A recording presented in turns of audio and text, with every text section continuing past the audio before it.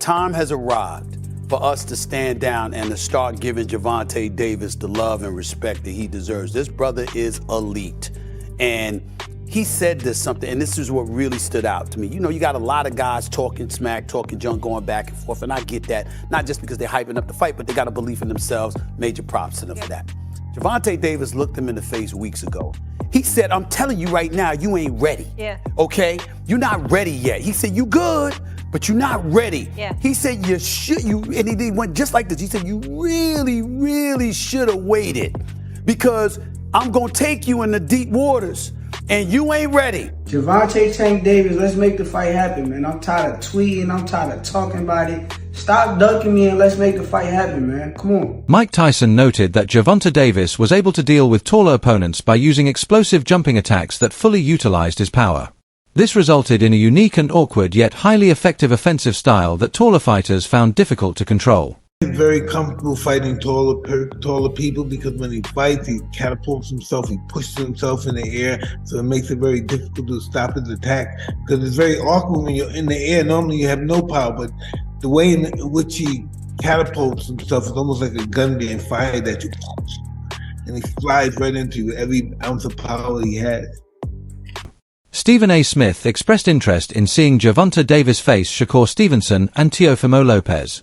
He also stated that Davis is the top fighter in the world in his division. The mindset that Tank is so much stronger than people realize, so much more powerful of a puncher than people realize. Yeah. But I'd also like to see him against a Teofimo Lopez too. I'd like to see, not Devin Haney, because Devin Haney, even though he's a fabulous boxer, the punch, I don't think he could take a punch from Gervonta Davis. I don't see it. Gervonta Davis might be the best in the world, but I know this much. You know how I am about box office. I see a whole bunch of box out there. Gervonta Davis is the #1 box office attraction. Mike Tyson made his prediction clear by siding with Gervonta Davis over Shakur Stevenson. He described Shakur as a boring fighter and said he would face serious problems against an aggressive puncher like Tank. Shakur and Gervonta. Gervonta Davis? Yeah. I like to go with Tank. You know, everyone's going to go with Tank, you know. It would be a very interesting fight. Shakur takes a good shot, though. He's a specialist. That's why some fights that he doesn't look good in, because he's so superior. He is boring watching sometimes. But he's a specialist. He knows what he's doing. He's hard to beat. To bring out the best in Shakur, you got to pressure. From a prediction standpoint, Mike Tyson leaned toward Gervonta Davis in the matchup, saying his unusual fighting style could be the key difference.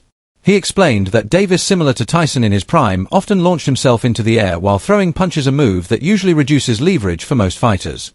Tyson added that Davis performed best when jumping into his punches rather than punching downward.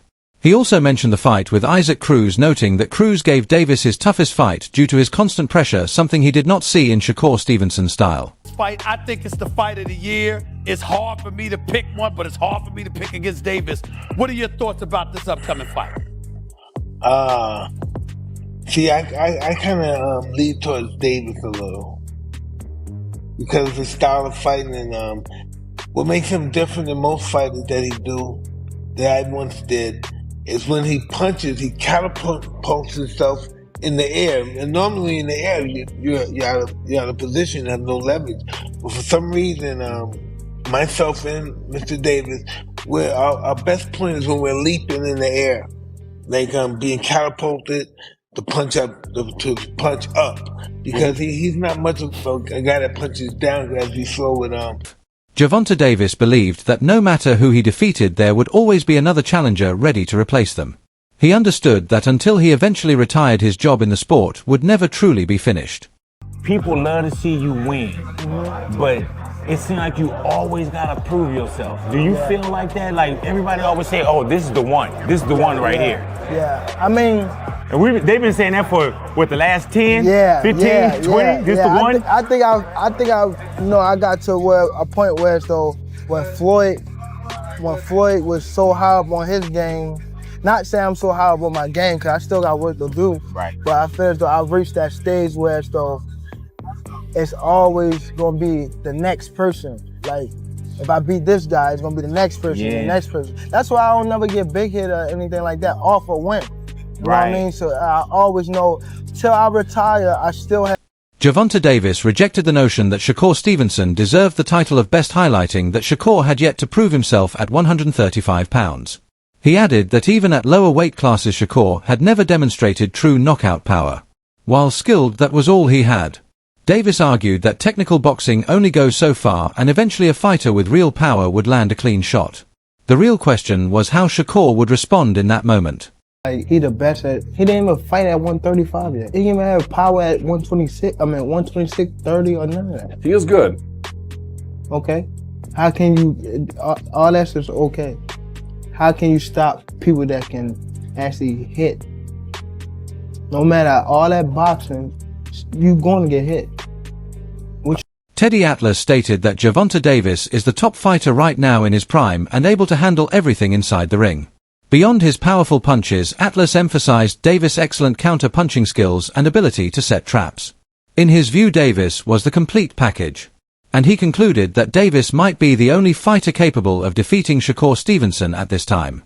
Shakur Stevenson is that difficult because of his style, because of his abilities, because of his eyes, because of his, his legs, that his hand speed, the way that he controls range.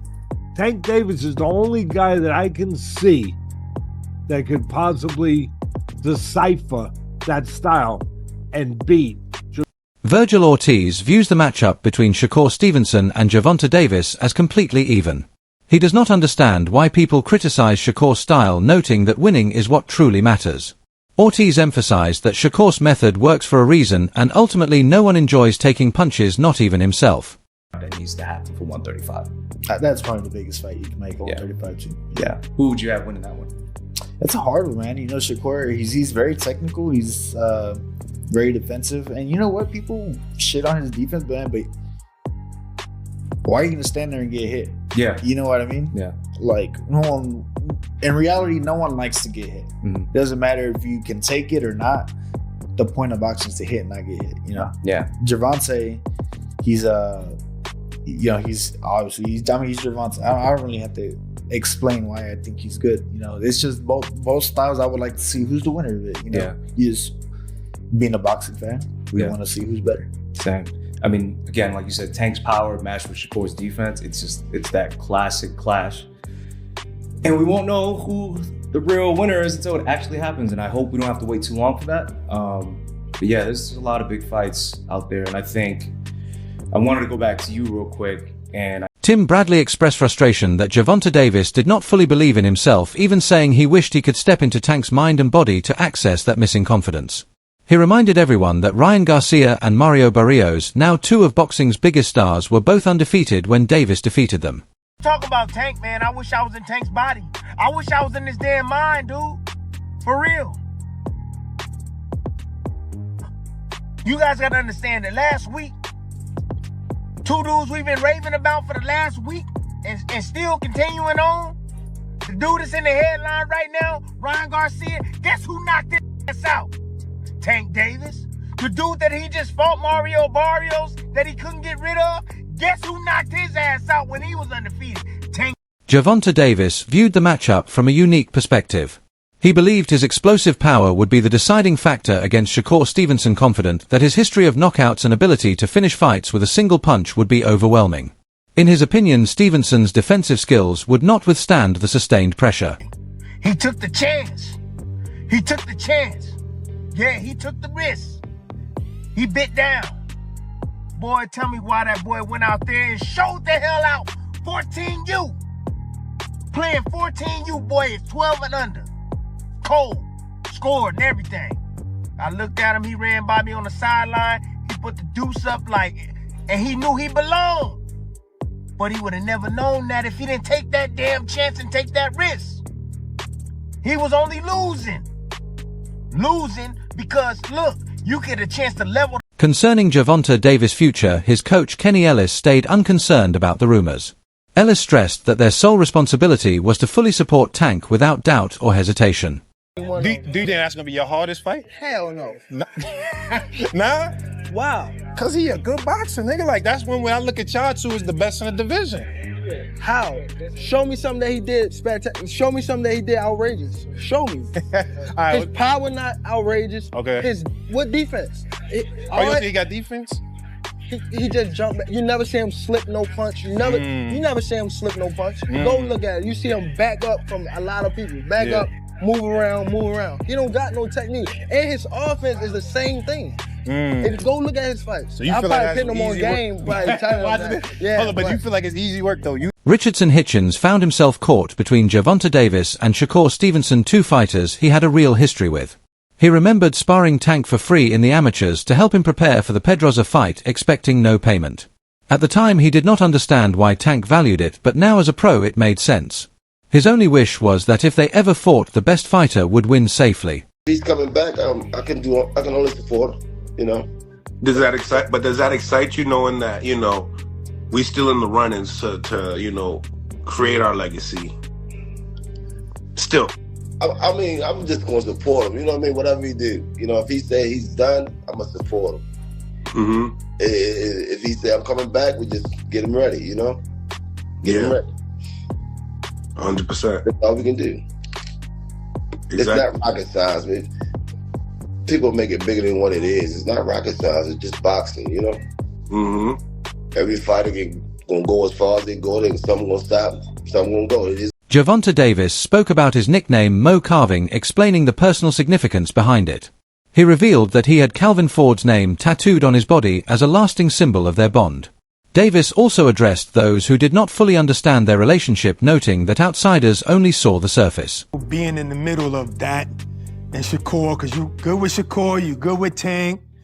How did it feel being in the middle of that war? You know, Shakur and Tank knew each other since kids, but they really wasn't like friends like that. And then when we really helped Tank for the Pedroza fight, he was like, he took us like in, like, damn, like these young boys sparring me for free. You know, like, you're a champion, you signed to Floyd, like, you could be giving us a few hundreds or something. Like, we're giving you unlimited rounds. It was time people take off the belt. Like, we giving you, like, rounds for your first championship. We're still amateurs. And he kind of was like, he appreciated that. And I never understood why he appreciated till now. Like, when I'm a pro, I'm champion, I'm like, damn, I gotta pay guys for sparring. Like, one box for free, So it's like, Tank on the spar, we'll be in the gym, but we've done spar Tank at 2, 3 in the morning, helping him get ready for Pedroza, you know what I'm saying? Like, so how did that feel though? You in the middle of that, they beefing with each other. And it was like, it got weird, cause I always knew like, these two dudes is gonna be like, it. From like 2017, when they spar, I'm like, these two dudes is like, I know like, they're small, like, I know the skill set, I know the generational talent I'm around, I'm witnessing. And we was in Houston one time, this was before Shakur moved down to Houston, and like, I got them to chop it up. Like, I told them, like, you know, Shakur pull up on us, we bowling, like, Tank here, like, y'all come chop it up. They chopped it up, we kicked it for like a few days, everything was cool, then shit got sour again. It's like, to me, I look at it like this, like, I don't care for y'all beef. Like, at the end of the day, we all come from nothing. We all come from making no money. We blessed to be in this position. So to me, it's like, man. During training camp, Gervonta Davis worked on drills emphasizing quick combinations and precise defensive movements to remain a threat in every round. Despite being known for his knockouts, Gervonta Davis did not depend solely on power. He analyzed opponents closely, waited for openings, and landed well-timed, accurate punches. His footwork, head movement, and counter-punching enabled him to evade attacks and react instantly, often surprising his opponents. At DC, they call me Mo. Calvin is Calvin. You know what I mean? I got Calvin tatted on me. Calvin ain't going nowhere. Y'all don't even know Calvin for CCO. I know Calvin, you know what I mean? I don't know. Calvin's pop. He ain't going nowhere. I got that nigga tatted on me. This shit right. Loyalty over everything. Yes, you know?